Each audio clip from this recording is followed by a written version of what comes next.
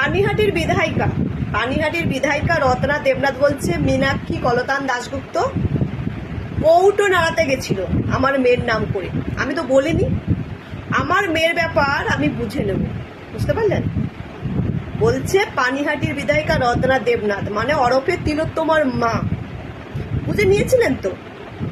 যখন কলতান দাশগুপ্ত এবং মীনাক্ষী মুখার্জি, ধ্রুবজ্যোতি শাহ এবং সিপিআইএম এর আলাদা মানে আরো কর্মীরা যখন পুলিশের সাথে যুদ্ধ করে লড়াই করে আপনার মেয়ের ডেড বডিটা ছিনিয়ে নিয়েছে, আপনার হাতে তুলে দিয়েছিল, আর যখন আপনি জানতেই পারেননি আপনার মেয়ে সুইসাইড করেছে না এইভাবে ধর্ষণ করে নৃশংসভাবে মেরে ফেলেছে, তখন কিন্তু আপনি জানতেও পারেননি। হ্যাঁ, আর তখন আপনি বিজেপির বিধায়িকা ছিলেনও না, আপনি একটা সাধারণ মানুষ ছিলেন, একটা ডাক্তারি পড়ুয়ার মা বাবা ছিলেন।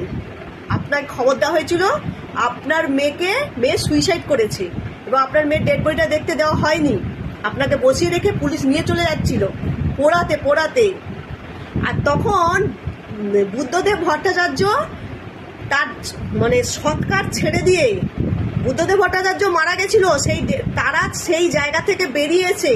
সিপিআইএম এর নেত্রী মীনাক্ষী মুখার্জি, কলতান দাশগুপ্ত, ধ্রুবজ্যোতি শাহ তারা যখন খবর পায় একটা সরকারি হসপিটালে একটা ডাক্তারকে নির্মমভাবে মেরে ফেলা হয়েছে, তারা দৌড়ে এসে নিঃস্বার্থভাবে আপনার মেয়ের ডেড বডিটাকে আদায় করে আপনার হাতে তুলে দিয়েছিল। আর আপনি তখনই বুঝে নিয়েছিলেন।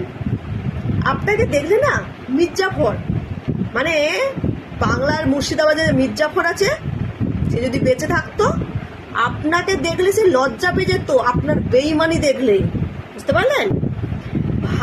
ভাবা যায় দুর্দিনে যারা নিঃস্বার্থভাবে আপনার মেয়ের ডেড বডিটাকে ছিনিয়ে নিয়েছে আপনার হাতে তুলে দিয়েছিল।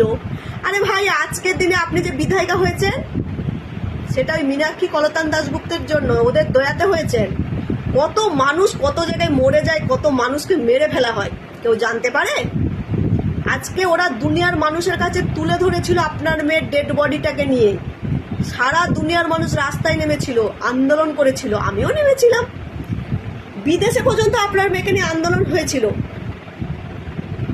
আপনি তো কারো কাছে গিয়ে বলেননি আপনার মেয়ের জন্য রাস্তায় নামতে, সবাই নিঃস্বার্থভাবে নেমেছিল আপনার মেয়ের জন্য।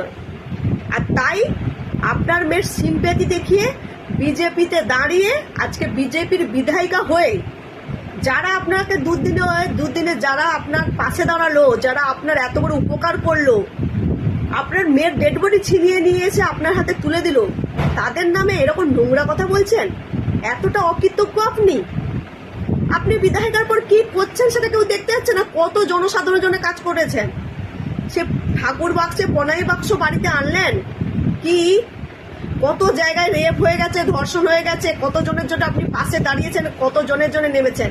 আপনি বিধায়িকা হওয়ার পর জনসাধারণের জন্য কি কাজ করেছেন মানুষ আর দেখতে যাচ্ছে না। 5 বছর ধরে আপনি এমনিই থাকবেন, কিন্তু তা বলে আপনি বিজেপির হয়ে কথা বলুন। এরকম নোংরা কথা বলছেন যারা আপনার দুদিনে আপনার পাশে গিয়ে দাঁড়িয়েছিল। মীনাক্ষী কলতান দাশগুপ্ত কৌটো নাড়াতে গেছিল।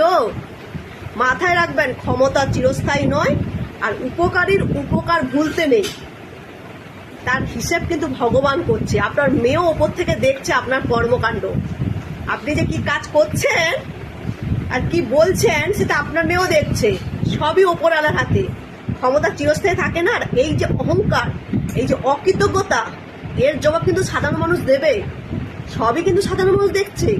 সাধারণ মানুষ আপনাকে জিতিয়েছে, সাধারণ মানুষ রাস্তায় নেমেছে। আপনার মেয়ের জন্য সাধারণ মানুষ বিচারও চায়। বলুন দেখি ইডি সিবিআই কেন বিচার করছে না? আপনি বলতে পারবেন কেন ইডি সিবিআই বিচার করছে না? তার ব্যাপারে আপনার কোনো কথা আছে? কেন তৃণমূলের চোরগুলো সব দলে ঢুকে যাচ্ছে সেই ব্যাপারে কিছু বলতে পারবেন? শুধু মীনাক্ষী কলতান দাশগুপ্তকে দুটো নোংরা কথা বলে দিলেই ভাবছেন দলের কাছে ভালো হয়ে যাবেন?